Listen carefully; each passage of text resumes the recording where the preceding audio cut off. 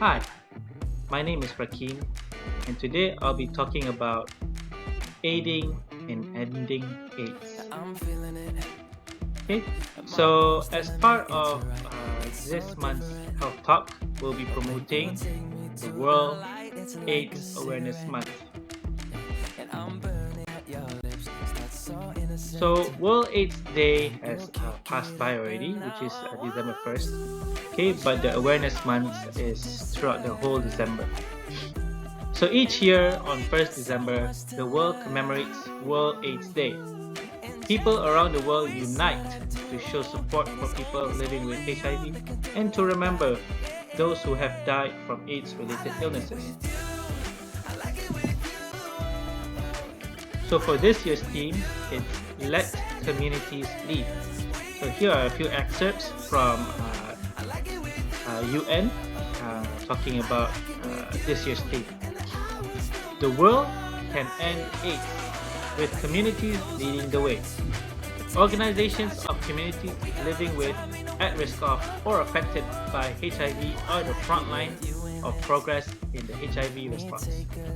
Communities connect people with person-centered public health services, build trust, innovate, monitor implementations of policies and services, and hold providers accountable. But communities are being held back in their leadership. Funding shortages, policy and regulatory hurdles, capacity constraints, and crackdowns on civil society and on the human rights of marginalized communities are obstructing the progress of HIV prevention and treatment services. If these obstacles are removed, community-led organizations can add even greater impetus to the global HIV response, advancing progress towards the end of AIDS. Okay, so let's look at the worldwide statistics related to AIDS and HIV. So globally, in 2022, there are about 39 million people living with HIV, and of which 1.3 million people are newly infected. Okay, aside from that, here we have statistics from 2022 also regarding the death from AIDS-related illnesses, which is about 630,000 people.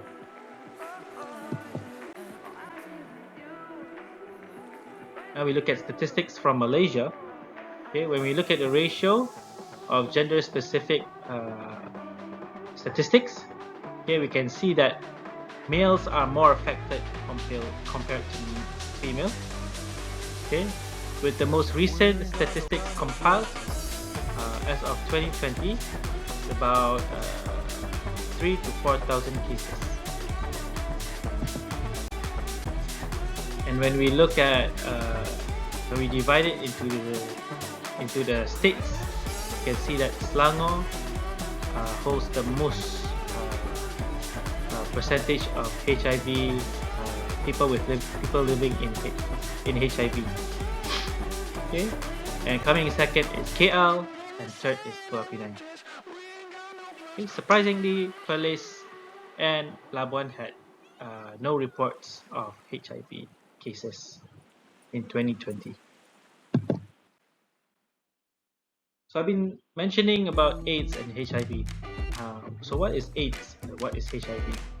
Okay, so HIV stands for Human Immunodeficiency Virus. Okay, so it's a virus that attacks cells that help the body fight infection, such as your white blood cells, which makes the person more vulnerable to other infections and diseases. It is spread by contact with certain bodily fluids of a person with HIV, which is most commonly during unprotected sex, or through sharing injection drug equipment, like non-sterilized syringes. The human body can't get rid of HIV, and no effective HIV cure exists. So once you have the HIV, you have it for life. Now let's talk about AIDS. AIDS, or acquired immunodeficiency syndrome, is a late stage of HIV infection that occurs when body's immune system is badly damaged because of the virus. So let's say this is stage 4, it's classified as AIDS.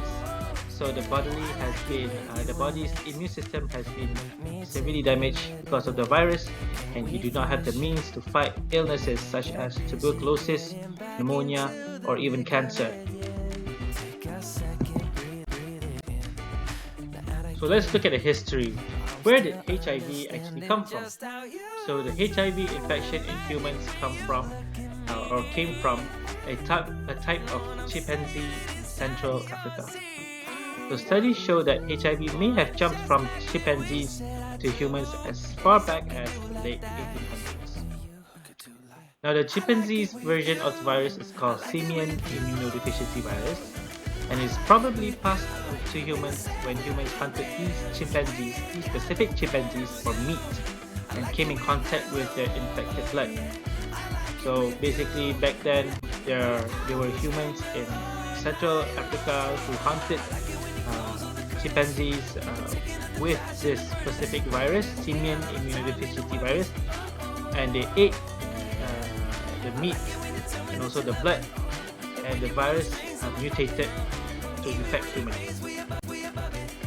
So over decades, HIV slowly spread across Africa and later into other parts of the world.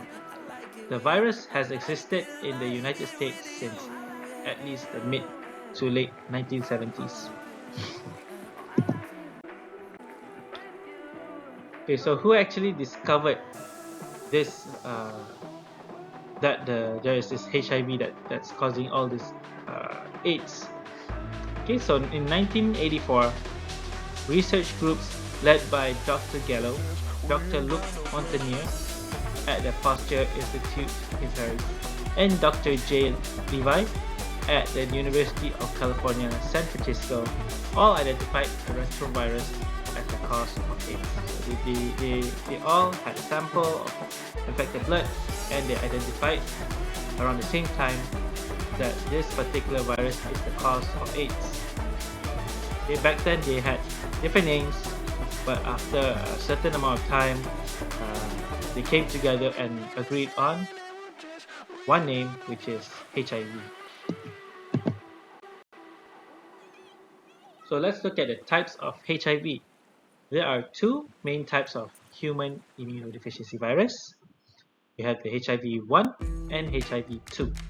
Okay, so generally when we're talking about HIV, we're referring to HIV-1, as it's the most common type and easily infects other people.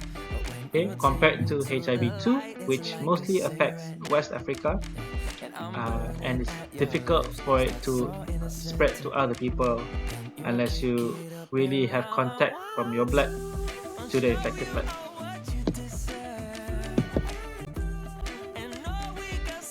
Let's go through the stages of HIV. Okay.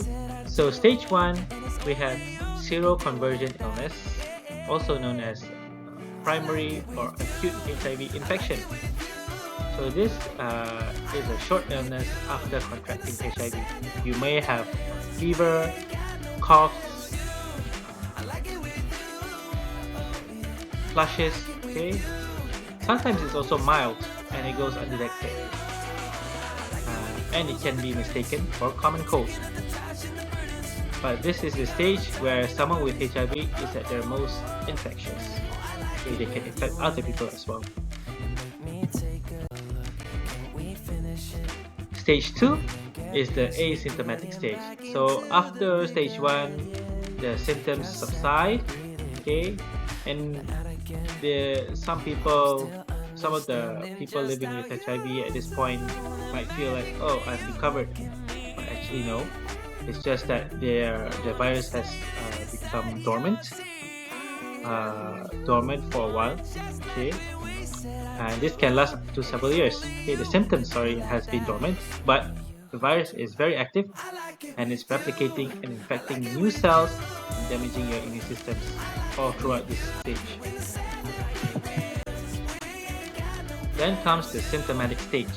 So the longer you live with HIV without treatment, okay, from stage 1, stage 2, stage 3, no treatment given, the greater your risk of developing infections that weaken your immune system, that your weakened immune system can fight. For example, certain cancers, as well as the direct effects of HIV. So getting ill in one of these ways means that you now have symptomatic HIV. And then we go into late stage HIV, also categorized as AIDS. Okay? So if HIV has a chance to cause a lot of damage to your immune system, you may become ill from certain serious opportunistic infections and cancers. These illnesses are also known as AIDS-defining illnesses. For example, the various types of cancers, tuberculosis, and pneumonia. So how is HIV transmitted? How is it passed from one person to another? So you can get HIV by coming into direct contact with certain bodily fluids from a person with HIV who has a detectable viral load. I will explain more about viral load. So these fluids include blood, semen or pre-seminal fluid, rectal fluids, vaginal fluids, and breast milk. Okay, for transmission to occur, the HIV in these fluids must get into the bloodstream of an HIV negative person. So it has to enter the bloodstream of the healthy person through some way, maybe from a cut, syringe, or maybe through intestine. It has to go through somewhere that will lead to the bloodstream of the healthy person. Okay, and the most common is through mucosal membrane, which is found in the rectum, vagina, mouth, or even the tip of the penis, through open cuts or sores, or by direct injection, like syringe. So how do we prevent HIV and AIDS? Okay, so as HIV is also classified as a sexually transmitted disease, so firstly you should protect yourself during sex. Okay, if you're having casual sex, wear condoms. Okay, protect yourself if you inject drugs. Okay, so do not inject drugs. Firstly, do not inject drugs, recreational drugs. Okay, leave it to the nurses and professionals. But if you do, use only sterile injection equipments and water. And never share your equipments with others. Okay, never share your syringe with other people, and never share their stuff with you. Okay, so protect yourself. Okay, the third one is protect yourself by taking PrEP. So if you do not have HIV, but you are at risk of getting HIV, so you have to talk to your healthcare provider about pre-exposure prophylaxis, or PrEP.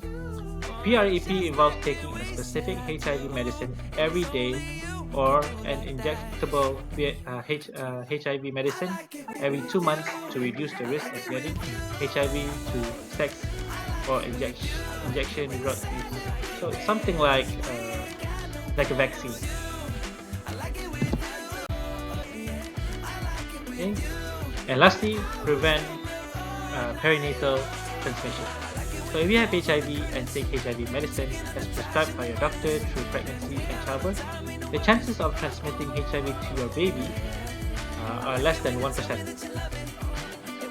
If you have a partner with HIV and are considering getting pregnant, you should first talk to your doctor about PrEP to help protect you and your baby from getting HIV while you try to get pregnant, during pregnancy, or while breastfeeding.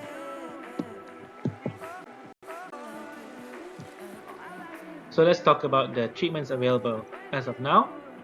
Okay, so the treatment for HIV is called antiretroviral therapy, or ART for short. So ART involves taking a combination of HIV medicines called an HIV treatment regime every day. So every day you have to take this medicine. ART is recommended for everyone who has HIV. People with HIV should start taking HIV medicines as soon as possible. ART cannot cure HIV, but HIV medicines help people with HIV live longer, healthier lives. ART also reduces the risk of HIV transmissions. Okay? So, a main goal of HIV treatment is to reduce a person's viral load to an undetectable level. Okay, so an undetectable viral load means that the level of HIV in the blood is too low to be detected by a viral load test. So during tests, check the HIV viral load, and they measure is too low, which is a good sign. So people with HIV who maintain an undetectable viral load have effectively no risk of transmitting HIV to their HIV negative partners through sex. So that is all for today's talk. If you have any questions, you can leave it in the comments below. Thank you. See you next month.